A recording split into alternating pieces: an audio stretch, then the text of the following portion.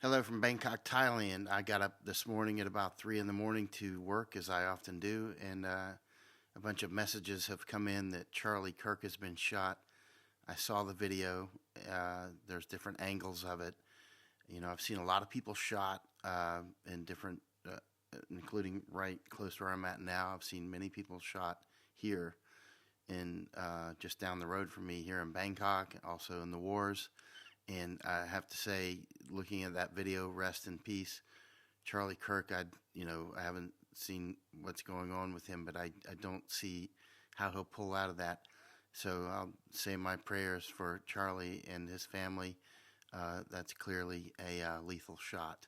So rest in peace. And I've said many times, and I'll repeat it: the most dangerous thing that we can do is pick up these pens and talk into these microphones. That's just the way it is. It's going to become increasingly dangerous. We're clearly in a state of war. We have been for a long time, and it will continue to grow. Now, keep in mind, Charlie Kirk, I don't see how he's going to make it through that. His loss will be used as a tool, obviously, by politicians. It'll be instantly used as a tool. That's just the way it goes. Charlie knows that, or knew that, and I mean, because this is war, all tools will be used, and nobody is irreplaceable, and entire countries will be sacrificed, right? So this is deadly serious. It's a wake up for those who haven't woken up yet. This will be used against us in so many ways, and rest in peace, Charlie Kirk. I await the announcement of what's obvious to me as somebody who's seen so many people shot. He will not make it through that, and I pray for his family, and we move on. As the sun rises, we will continue to speak into these microphones. We'll continue to write with our pens, and we will continue to do what's right, and that's what's important. It's in times. This is why courage is so important, and this is why cowards are natural traitors. At times like this, many people will get rattled, and that'll be it. They're gonna duck out, and that's the way it goes. And a few people will continue to push forward, despite the odds are growing increasingly bad against us. But this is it. It's time to stand our ground. Man up, everybody, man up. We have to close our borders. We have to say no to the jabs. We have to say no to all these things that are destroying our country. And I don't mean Second Amendment. That's very important to guard at this point. Very important. First Amendment, Second Amendment, they cannot exist without each other. And it's time to get serious. Double down on serious, turn off the football games, turn off the baseball games. The game is on right now. Good night. Rest in peace, Charlie Kirk. Prayers for his family and for the United States and for the world. Again, I'm in Bangkok, Thailand. Masako and I just got here, considering going to look back in Nepal. Nepal obviously has some things going on. If those who haven't noticed, their government just basically got burned down. I spent more than a year in Nepal in the past. One of the situations in Nepal is, I was there during the war with the Maoists, right? It's something I haven't written about much, but I spent more than a year there, just a little over a year. And a lot of that was in the areas where they were fighting, and I've written almost nothing about it. Not that I was out in the fighting, I was just in areas that they were fighting, but I was studying what they were doing.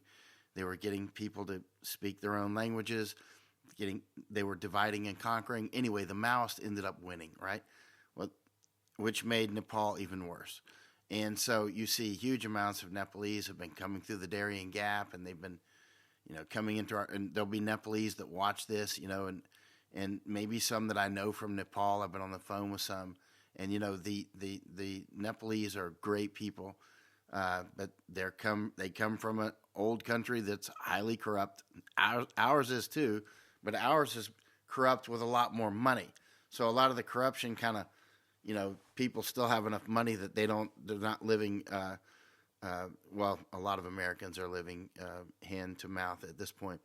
But what I'm getting to is recently, some days ago now, maybe 4 days ago, a Nepalese, the Nepalese government decided that they're not getting tax money from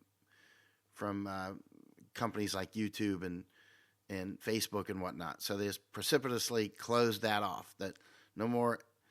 Some of these social media platforms were just closed down precipitously. Now, I've seen Nepal do things like that before. They're not the only government that I've seen do that. I was in Poland, and I had a business in Poland when they did something similar, but it wasn't. There was no internet back then, not as we know it anyway today. And so, but they did some other things. Anyway, I've seen many countries do things like this, including the United States.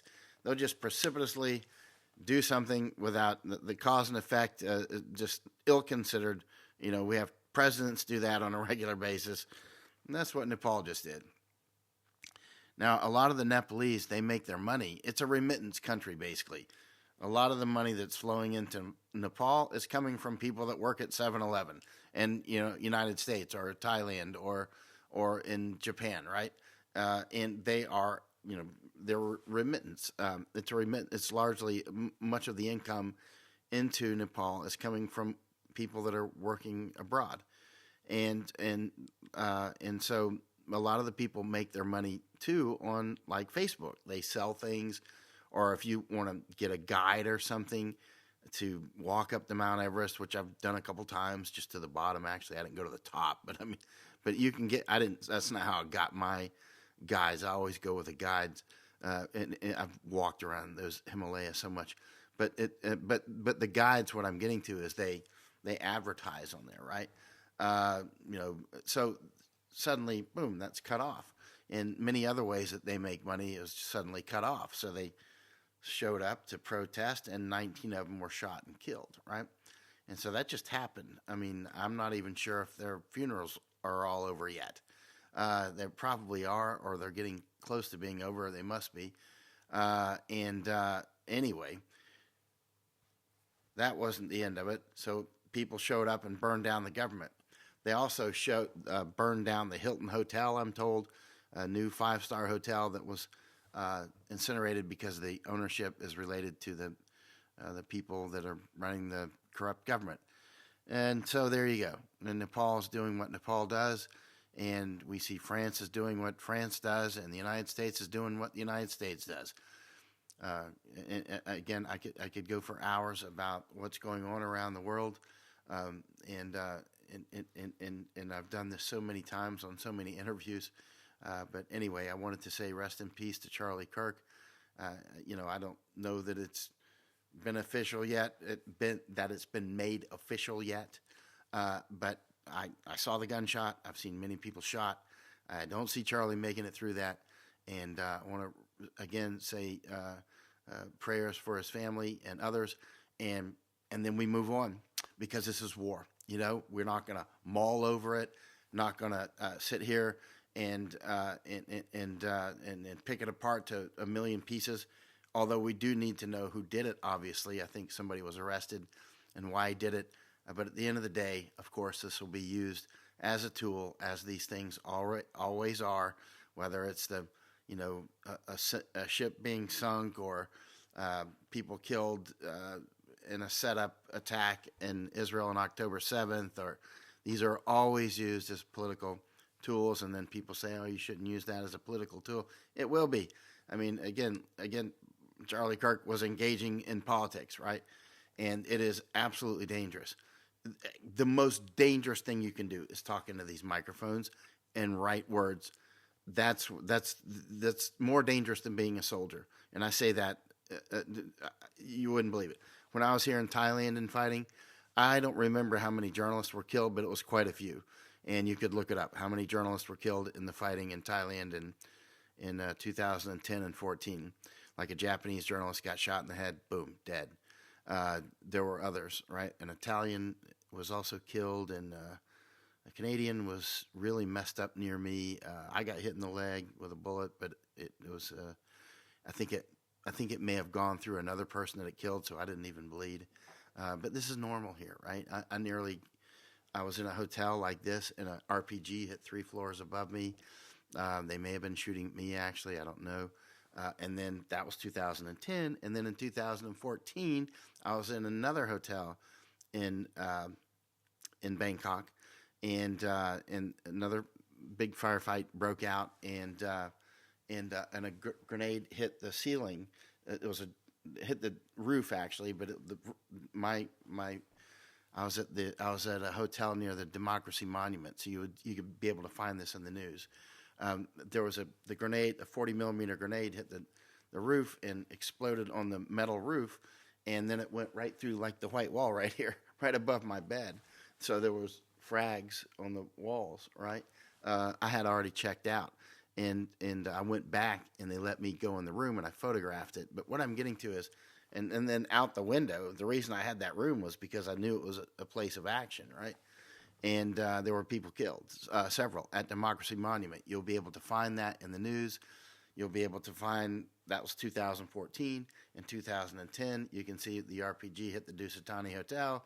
On another day, I was at the Dusatani, and I was getting ready to go down to talk with General Sedang, who was, bam, I heard the gunshot. It came from clearly one of the rooms right around me. You may see in the news there's ongoing discussion whether the shot came from Dusatani Hotel or this other hotel nearby. I assure you, I told the Prime Minister face to face, that gunshot came from my hotel for sure. It happened very close to me. It was like the room above or below or one of the side rooms, because it was like very loud, obviously very close. And anyway, so I went down for my interview, not realizing they had just shot the general I wanted to talk with. He's dead, shot in the head, right? And so this happened a lot. There were maybe in 2000, you could look it up. In 2010, there were maybe, I don't know, 100 killed, something like that, and then a couple thousand wounded, something like that, right? And it was straight up fighting. You know, I just left Afghanistan, came straight into the fighting in Thailand in 2010, and then I went back to Afghanistan. But what I'm getting to is assassinations are normal here. They were, quite a lot, and they were normal, obviously, in Afghanistan and Iraq, and they will continue to be normal in the United States. United States is a place where assassinations are somewhat normal. Actually, they haven't been normal on the lower levels of politicians as they are in some countries, but they certainly have been popping our presidents for generations. Abe Lincoln and more, right? And so, and it's not about the guns; it's about the assassins, right? And we're clearly going into a state of civil war.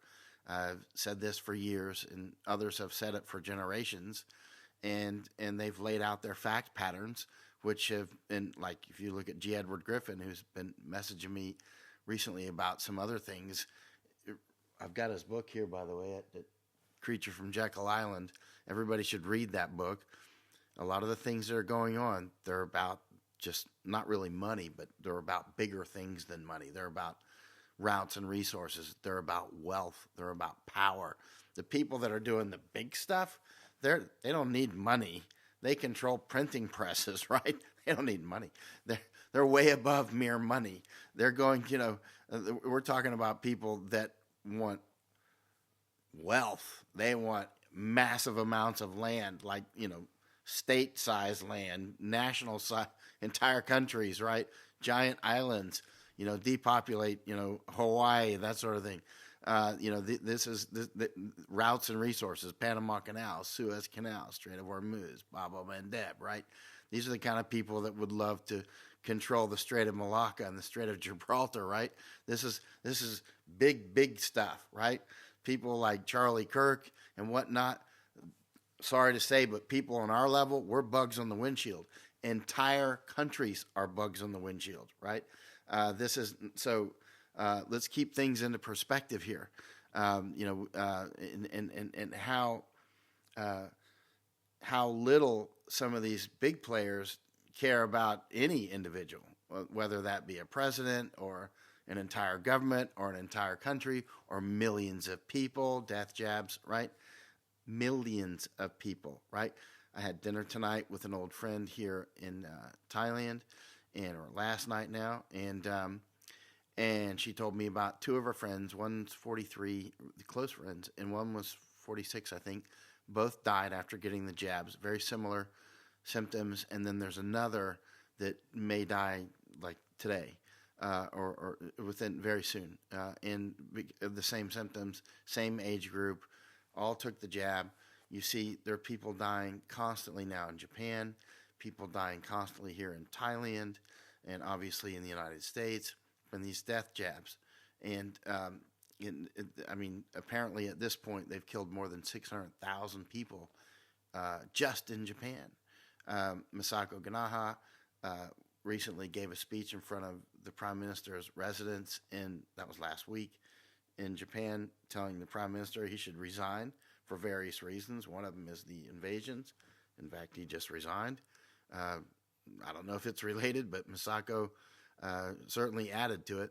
And Masako was at dinner last night, hearing the same. She's deeply involved in the jab war issues in Japan, and so she heard the conversation last night. She was sitting at the table listening to how bad it's gotten in Thailand. Of course, the royal family has been directly impacted in Thailand with.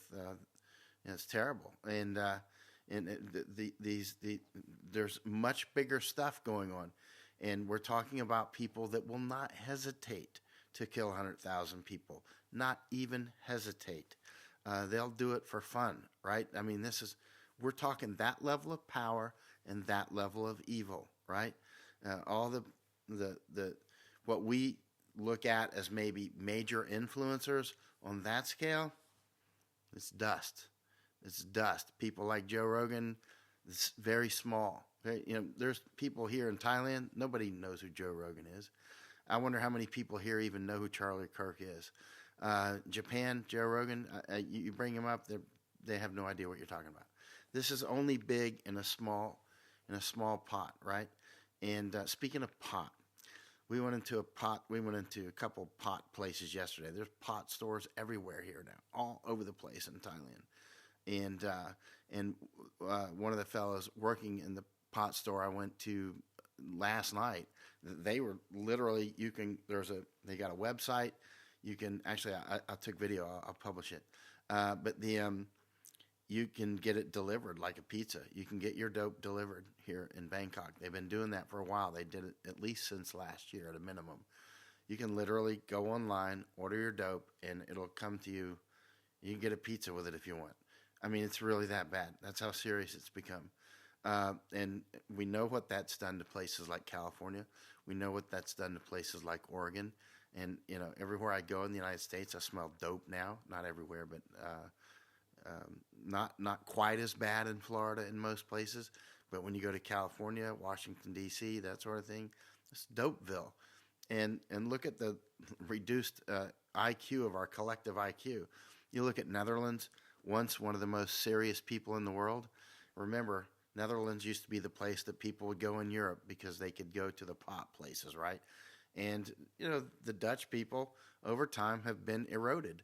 They're not the same Dutch people that built that empire. They're just not. I mean, they've been invaded. And just like Americans, just like Canadians, they've allowed it to happen. And these dumbing agents, the intoxicants of many sorts, they're being unleashed all over the place. Israel is highly doped up. Argentina now, Masako and I, in about November or December of 2024, so less than a year ago, we went to a dope expo down in Buenos Aires in Argentina, and it was sponsored in part by the government. I mean, we were there. I mean, children on people's shoulders while their parents were smoking dope. I mean, this is a global attack, right? And it's funny, I've used the term dope, and often dopers try to persuade people how much they know. They'll say, oh, you don't even know what dope is, you misused the term. But that's the problem with a lot of dopers with the low IQs. They don't study. You're You should see my library, how many books I have on dope. And they're calling cocaine and opium and alcohol and calling all these things dope in the 1800s, right? And one book that I've gotten recently came in from 1924. It's called The Idol, and the author. It's a very interesting book. I was just reading it in Okinawa in the last week. Well, I'm in Bangkok now, but and it's talking about cocaine. This is 1924, right? Talking about cocaine and heroin, morphine, and a few other things. A couple of drugs I actually had never heard of, and calling them all dope. Because dope it's a catch-all phrase, right? But a lot of the young dope heads who think that they're so smart, which they inevitably are not. It's funny. People that don't respect their own brains expect me to respect their thoughts. I'm like, listen, you're smoking dope. You don't respect your brain. I don't respect your thoughts, right? Especially when you don't even know what dope is, but you're convinced that you do, right? That's part of the doping process, right? That's part of the destructive process. That's how we destroyed. That's one of the major weapons we used against the Indians to destroy the Indians was alcohol, right? A lot of the Chinese often use as a weapon not alcohol but opium, right? And now you'll always hear when you bring up opium and Chinese, people automatically will say, "Oh, the opium wars and the Chinese are just getting payback." That's perfect information war. That's the same kind of information war that makes people think that Taiwan is a breakaway province of China. But the fact is, Taiwan was a part of China for 0 days ever. Not 1 minute in all of human history was Taiwan or Formosa part of China. But the information war makes a lot of people think so, including analysts. And you can't make up this stuff. Information war is quite powerful. And dope is, and music, these are the shoehorns into brainwashing, right? But the Chinese have used opium for centuries. They've taken over indigenous peoples all over the place. Now, of course, they're taking Tibet. It's an ongoing process. They're doing the same in Xinjiang. They're doing the same all over the place, right? And one of the primary things that they've used is opium. But then they managed to turn that around, that the only opium problem they ever had was the British, right? Okay, whatever. But a lot of the Chinese were the ones that were directly selling the opium to other Chinese. The British were definitely involved. There's no question about that. There's like no ifs, ands, or buts about it. But that's not the beginning or the end of China's relationship with opium. For instance, here, China was, in Thailand, China was using opium for generations, trying to erode the Thailand, the sovereignty of Thailand, and to just make money, right? And so this is I could talk about this for hours, but the bottom line is we're in a global war, and unfortunately Charlie Kirk is the most recent casualty, but the next casualty will follow him like 1 minute later, right? And rest in peace, Charlie Kirk. And again, it's not, as far as I know, public that he's dead. I saw the gunshot. I've seen many people shot. I don't see him making out of that. I'm gonna say rest in peace, and then we continue because we are in a state of war, and more people will die minute by minute from those death jabs, or the genocide that's going on in Gaza now. Or the war that continues in Ukraine, right? These things are quite intense, and they're only growing. I think eventually we're going to see serious conflict, eventually here in Thailand. Obviously, the situation in Nepal, well, they've just basically burned their government down, like literally burned down. You should see some of the videos if you haven't. They burned the government down physically. And so the main government offices have been burned. One of my friends, a friend for many years, he was there watching it. He's like, it's the most smoke he's ever seen in his life. It was just filled the sky. And so here we go. And let's continue. Everybody must be strong. be strong for the people around you. Be strong for yourself. Be strong for God above, and we shall continue. Rest in peace, Charlie Kirk. And we know how dangerous what we do is. We know that the price for what we do may be death, instant death. It could happen suddenly, and then the people around us, we expect them to pick it up and keep going. Right? Mission comes first. And y'all have a good day. It's about 4 a.m. here, so it's time for me to get up and work, and we will, and have a good day.